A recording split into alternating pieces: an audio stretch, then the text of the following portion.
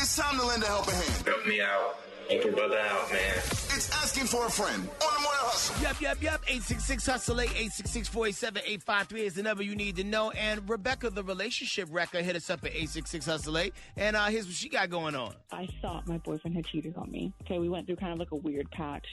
And I was convinced that he had cheated on me. So I cheated on him in retaliation. Come to find out, he had not at all. And so I just never told him about my cheating. And now that he's proposed and I've said yes. So I don't know if I should tell him, like, do I rock the boat? Do I just keep this to myself? Like, what do I do? She's nothing but a liar, a cheater, a deceiver, heartbreaker. Was that ideal? Was that who sang that song? It was ideal because she did all that stuff. She lied, she cheated, she hid it from him.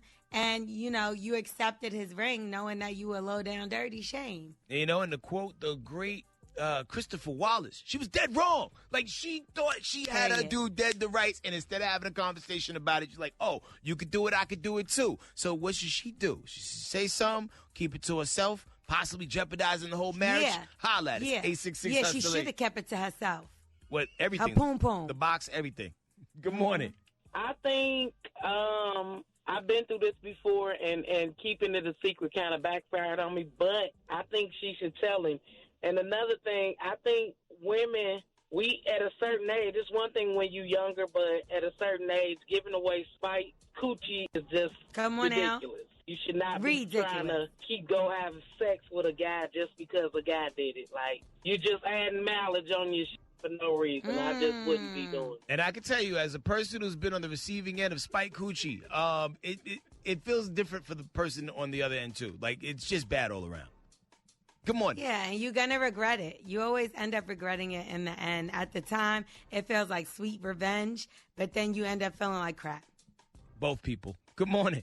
I think she need to tell homie, because how would she, like, you already see how she reacted when she thought he cheated. So it's only right for her to tell him, like, hey, this is why I did what I did. And it could be worse. Like, that person could find out, like, after you do finally have a conversation, you'd be like, okay. And then go hit two just to, like, kind of be one up. Nah, sometimes people can never bounce back from that.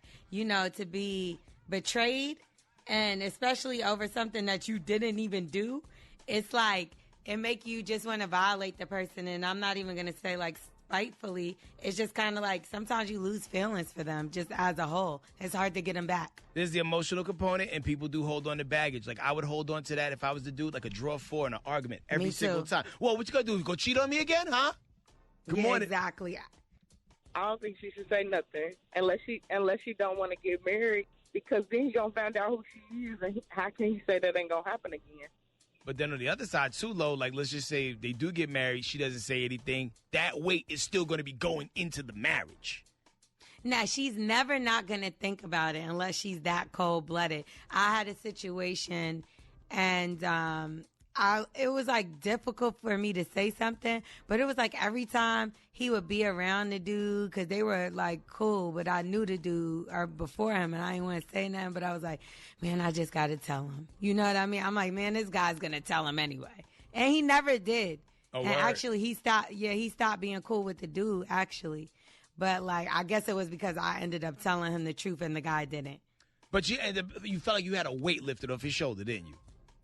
I did, but I do feel like he held it against me. Like, you didn't tell me all that time, but you did tell me, so I can't even be mad at you. Mm-hmm. But it's like, it's a difficult situation sometimes to, tell things that you didn't think you was ever going to have to, Yeah, it hurts. Good morning. I'm going to be honest with you, bro.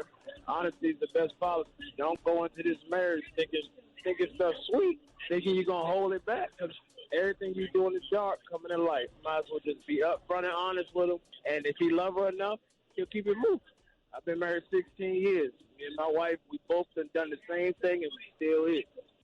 Yo, I mean, it seems like you heard, like, it wasn't as cut dry as some of these have been where, like, astonishingly, like 80% said this, that, or the third. Some people say, hey, open up, say something about it. Some people be like, hey, keep it with you. At the end of the day, that's for your soul and conscience to figure out. Like, do you have the mental fortitude to kind of just bury that idea or bury that event that happened and just move forward like nothing happened? Or do you feel like it's really going to be sitting on your shoulders like a little, you know how they have a little devil and the angel sometimes on the TV shows? Yeah. If you're strong enough to deal with that, then push forward. But if you want a clear conscience and go in there like knowing on a clean slate, just go for it. Because if he really love you, he going to thug it out, but he going to be mad at you and you're going to go through some turbulence. We are the Morning Hustle.